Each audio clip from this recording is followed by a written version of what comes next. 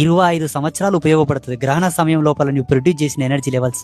సామాన్యులు అనగా గృహస్థులో ఉండేవాళ్ళు, మహిళలు కానీ, ఇంట్లో ఉండేవాళ్ళు, ఉద్యోగాలు చేసేవాళ్ళు కూడా గ్రహణం యొక్క పటు స్నానాన్ని ఆచరించి చక్కగా మీ ఇంట్లో పూజా గది ఉంటే పూజా గదిలో కూర్చొని లలితా సహస్రనామ పారాయణం, విష్ణు సహస్రనామ పారాయణం, శివ సహస్రనామ పారాయణం, ఏదో మీకు తోచిన శ్యామల దండకము ఏదో ఒకటి చదవండి.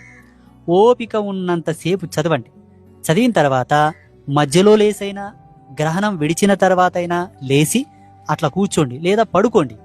ఎలాగో తెల్లవారుజామున 3:45 గ్రహణ యొక్క మోక్షకాలం ఉంది కాబట్టి, పుణ్యకాలం ఉంది కాబట్టి, పొద్దున్నే 4 గంటలకు అలారం పెట్టుకొని లేచి శుభ్రంగా స్నానం చేసుకొని ఇల్లంతా శుభ్రపరచుకొని మళ్ళీ ఫోటోలనంతా శుభ్రపరిచి పూజలు చేసి దీపం పెట్టి పాలు పొంగించుకొని గుమ్మాని కొబ్బరికాయ కొడితే ఈ గ్రహణ సమయమునందు పూజా మందిరంలో కూర్చొని నువ్వు స్తోత్రాలు మంత్రాలు పఠించి ఉంటావు కాబట్టి